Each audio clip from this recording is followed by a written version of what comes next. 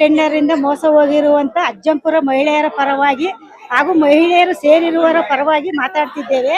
ಅಜ್ಜಂಪುರದಲ್ಲಿ ಒಂದು ಫರ್ನಿಚರ್ಸ್ ಅಂಗಡಿ ಮಾಡಿಬಿಟ್ಟು ಕೂಲಿ ಮಾಡೋ ಅಂತ ಹೆಣ್ಮಕ್ಳು ಹೋಗಿ ವ್ಯವಹಾರ ಮಾಡಿ ಹಣ ಕಟ್ಟಿ ಬಂದಿದ್ದಾರೆ. ಅವರು ಮೋಸ ಮಾಡಿದ್ದಾರೆ ಹಾಗೂ ಅಜ್ಜಂಪುರ ಸ್ಟೇಷನ್ಗೆ ಎಲ್ಲರೂ ದೂರನ್ನು ಕೊಟ್ಟಿದ್ದಾರೆ. ಅದು ಎಷ್ಟು ಮಟ್ಟಿಗೆ ಅದು ಇದಾಗಿದೆ ಅನ್ನೋದು ಗೊತ್ತಿಲ್ಲ.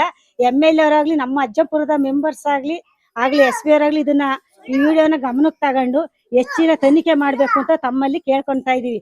ಎಲ್ಲರ ಹೆಣ್ಮಕ್ಳು ಪರವಾಗಿ ಕೇಳ್ತಾ ಇದೀವಿ. ಎಲ್ಲ ಕೂಲಿ ಮಾಡೋ ಹೆಣ್ಮಕ್ಳು ಇಡೀ ಅಜ್ಜಂಪುರದಲ್ಲಿ 90% ಮೋಸ ಹೋಗಿದೆ.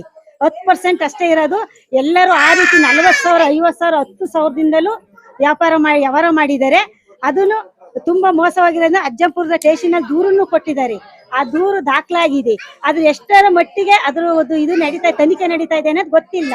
ಅಜ್ಜಂಪುರ ಸ್ಟೇಷನ್ ಅವರು, MLA ಅವರು, SP ಆಫೀಸ್ ಅವರು, ಅಜ್ಜಂಪುರದ ಮುಖಂಡರು, ರಾಜಕೀಯ ಮುಖಂಡರು ಎಲ್ಲರೂ ಇದನ್ನ ಗಮನಕ್ಕೆ ತಗೊಂಡು ಹೆಚ್ಚಿನ ತನಿಖೆಯನ್ನು ಮಾಡಿ ಹೆಣ್ಮಕ್ಳಿಗೆ ನ್ಯಾಯ ಕೊಡಿಸ್ಬೇಕು ಅಂತ ಈ ಮೂಲಕ ತಮ್ಮಲ್ಲಿ ಕೇಳ್ಕೊಂತಾ ಇದ್ದೀವಿ.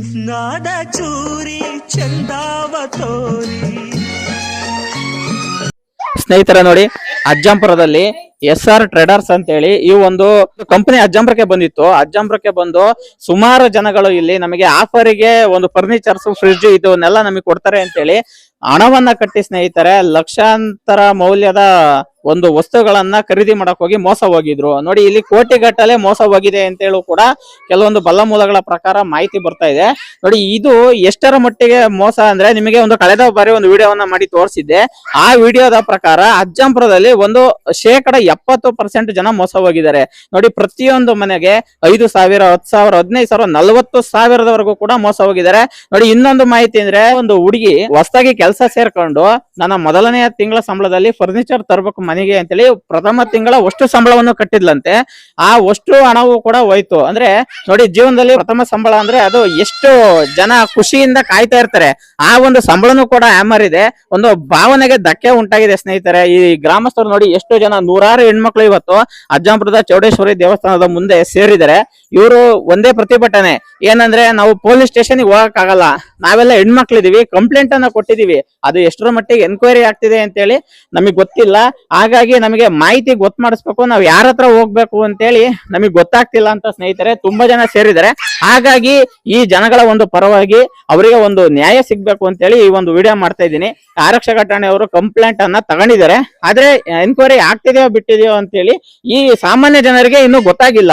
ಈ ಊರಿನ ಮುಖಂಡರುಗಳಾಗಿರ್ಬೋದು, ಇನ್ಯಾರು ಆಗಿರ್ಬೋದು, ಇವರನ್ನ ಭೇಟಿ ಮಾಡಿ ಸ್ನೇಹಿತರೆ, ಇನ್ಕ್ಲೂಡ್ ನಮ್ಮ ತಾಲೂಕಿನ MLA ಅವರು ಕೂಡ ಈ ವಿಡಿಯೋ ನೋಡ್ತಾ ಇದ್ರೆ ಈ ಒಂದು ಬಡ ಜನರನ್ನ ಭೇಟಿಯಾಗಿ ನ್ಯಾಯ ಸಿಗುತ್ತಾ ಇಲ್ವಾ ಅಂತ ಹೇಳಿ ಅವರಿಗೆ ಸ್ನೇಹಿತರೆ ಒಂದು ಭರವಸೆಯನ್ನ ನೀಡಿ ಅಂತ ನಾವು ಕೇಳ್ಕೊಳ್ತಿದೀವಿ. ನೋಡಿ, ಹೆಣ್ಮಕ್ಳು ಎಷ್ಟೊತ್ತವರೆಗೂ ಮಾತಾಡಿದ್ರು. ಅವ್ರು ಕೇಳೋದಿಷ್ಟೇ, ನಾವು ಕೂಲಿನಲ್ಲಿ ಮಾಡಿ ದುಡ್ಡು ಉಳಿಸಿದೀವಿ. ತುಂಬಾ ಜನ ಮಾತಾಡ್ತಾರೆ, ಜನ ದಡ್ರು ಮೋಸ ಹೋಗಿದ್ದಾರೆ ಅಂತ ಹೇಳ್ತಿದ್ದಾರೆ.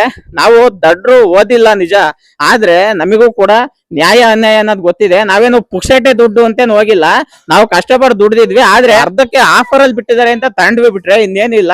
ನಮಗೂ ಫರ್ನಿಚರ್ಸ್ ಅಂತೆಲ್ಲ ತಗೋಬೇಕು ಅಂತ ಆಸೆ ಇರುತ್ತೆ, ಆದ್ರೆ ಹೆಚ್ಚಿನ ದುಡ್ಡು ನಮ್ಮ ಹತ್ರ ಇರಲ್ಲ.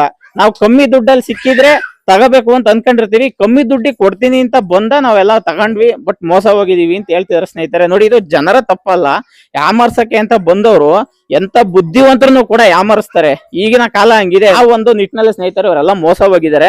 ಹಾಗಾಗಿ ಈ ಬಡ ಜನಗಳಿಗೆ ನ್ಯಾಯ ಸಿಗ್ಬೇಕು ಅನ್ನೋದು ನಮ್ಮ ಉದ್ದೇಶ. ಈ ವಿಡಿಯೋವನ್ನ ದಯವಿಟ್ಟು ಯಾರಾದ್ರೂ ನೋಡ್ತಾ ಇದ್ರೆ ಈ ಒಂದು ಅಜ್ಜಂಪುರದ ಚೌಡೇಶ್ವರಿ ದೇವಸ್ಥಾನದ ಹತ್ರ ಇರುವಂತ ಮಹಿಳೆಯರಿಗೆ ಬಂದು ಧೈರ್ಯವನ್ನ ತುಂಬಿ ಈ ಒಂದು ಕಳ್ಳರನ್ನ ಹಿಡಿದು ಕೊಡುವಂತ ಒಂದು ಭರವಸೆಯನ್ನ ನೀಡಿ ಅಂತ ಹೇಳಕ್ ಇಷ್ಟಪಡ್ತೀನಿ.